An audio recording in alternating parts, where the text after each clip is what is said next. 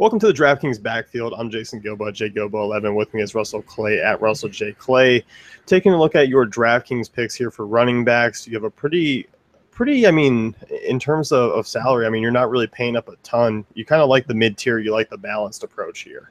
I'm certainly going balanced here. I think one of the most appealing things to this slate is that, hey, maybe I can get that, Odell Beckham, maybe I can get that DeAndre Hopkins, and combine them together. So I think you're kind of looking at a lot of value on this DK slate. Cause as is pretty obvious, if you've looked it over, it's like no Monday, no Thursday, it's kind of putting a damper on some things in terms of the optimal top plays, but hey, we work with what we got and we're going to fire away with some value running backs for sure. Yeah, and as you mentioned, so no Todd Gurley, who was kind of an easy pay-up option on FanDuel, but here it's a little bit different. And obviously, you're not looking really at Adrian Peterson. You kind of like the 7K tier, and you're talking about Ezekiel Elliott here. Yeah, obviously there's an appeal to Adrian Peterson, especially with the narrative street of, hey, they just lost a quarterback, they're going to give him 30 carries, which, you know what, that's very likely in a certain extent, but I don't know. It just seems in terms of this type of format, I like Zeke. I like the matchup. I like his offensive line. I like him and going against this Giants defense. It just seems like everything's matching up. Dak Prescott in his first start, they're not going to lean on him too much. And I just think this is going to be a really solid game flowy type position for Elliott. So yeah, I'm all in on this, at least in terms of value based and what you can fit in with some of the values. Yeah, I definitely agree with you. Obviously, a great matchup against the Giants. They were a poor bottom 10 rush defense last year. You expect that kind of be the same. And as you pointed out, game flow really sets up Elliott well to kind of have, around 20 touches and kind of get his share there. So next one here, you talk about Lamar Miller. One of my personal favorites for this week. I know yours as well.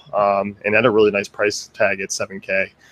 Yeah, certainly love going after the Chicago Bears defense. Obviously, didn't add much in the offseason. They did add Leonard Floyd, but, who knows how much of an impact he's going to have right off the bat. You love Lamar Miller in Houston. I love his contract. I love, the situation there, especially post Arian Foster. They certainly want another feature back in there. They're not expecting Brock Osweiler to, carry the load in terms of 40 pass attempts a game. Obviously, we love DeAndre Hopkins, but I think Miller's going to be a guy that we can look to get 18 to 20 touches a game. And at 7K, I love this matchup overall.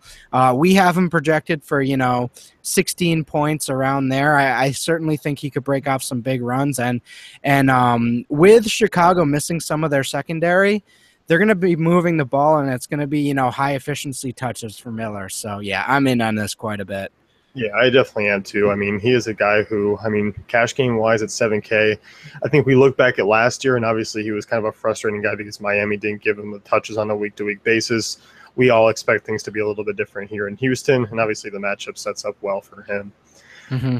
In terms of GPP guys, I think this is kind of a contrarian move here because, if you're looking at Oakland and New Orleans, you're thinking passing game on both sides, but you're talking about Lamar Murray here.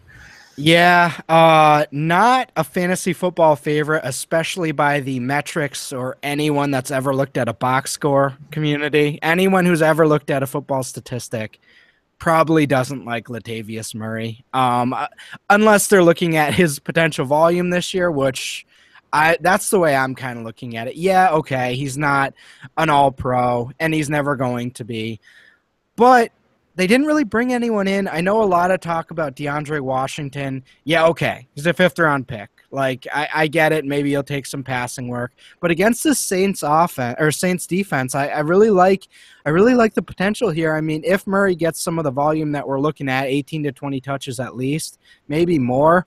The Saints defense was just so bad last year against both the run and the pass.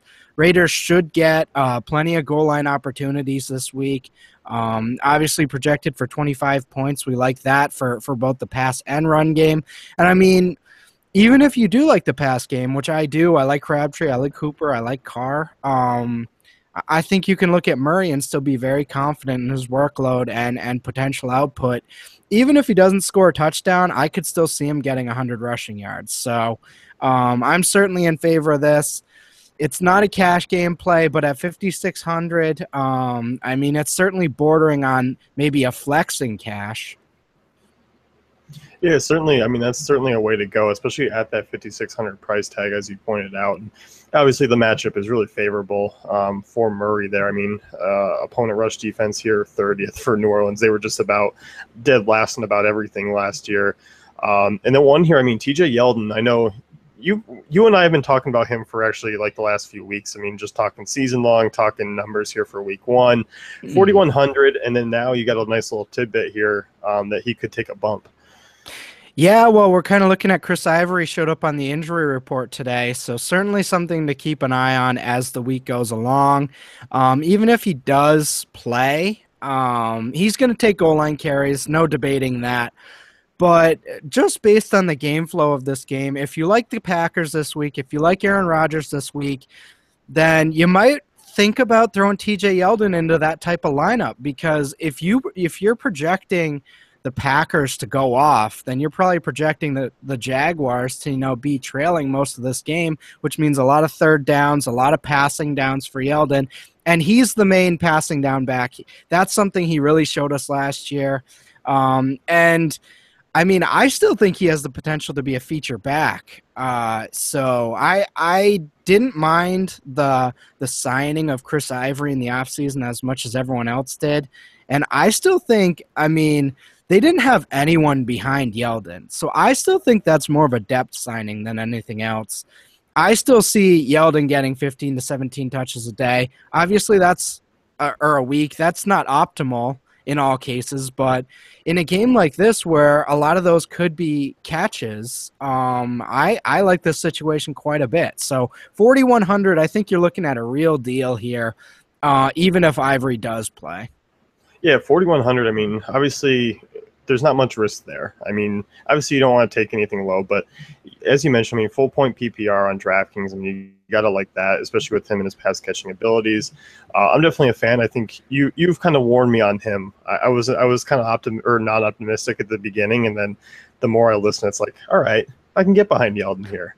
Well, second round pick last year, they used him quite a bit in multiple ways, and you just sort of look at just the overall the way the season goes. Chris Ivory's been injury prone throughout his career, so I mean, it's there for me. Yeah, and looking at the featured value pick here in terms of running backs, I mean, kind of hard to not notice this one, but Spencer Ware you have at 4,400. I feel like we don't have to spend much time on this one just because it's all everyone's been talking about through their either redraft drafts or, people just talking about how chalky him and Dak Prescott are going to be. But Spencer Ware, yeah, Chiefs running back, Jamal Charles. As we've sort of gotten closer to the season, the reports on Charles have become more and more cloudy and less optimistic. So Spencer Ware, you're going to plug him in at 4,400. It's not much of a debate. You love this matchup against the Chargers defense. Joey Bosa was brought in to anchor that run defense and front seven in general. But, if he had a full offseason, a full preseason, I'd be more in on him and maybe bolstering and anchoring this run defense and maybe helping them a little early on in the season, but it sounds like he might not even play week one. And even if he does, it's sort of looking like a situation where it's just going to be the same as last year, and that means we're targeting the Chargers. So I'm kind of in on this matchup in general, no matter who's in there, and if it's Spencer Ware, sure. Yeah, definitely. I mean, and kind of just, a quick question for you is TJ Yeldon 300 cheaper. Is he like kind of a swerve off of Ware in tournaments? You're getting leverage everywhere with Yeldon for sure, especially on the Jaguars passing game. On certainly in that tier of price, I just don't think many people are going to be on him in general. So yeah, definitely nice little leverage there on Ware. Yeah, certainly. So that's going to wrap things up with the DraftKings running back analysis. Be sure to check out dailyfantasycafe.com for all our great tools and content.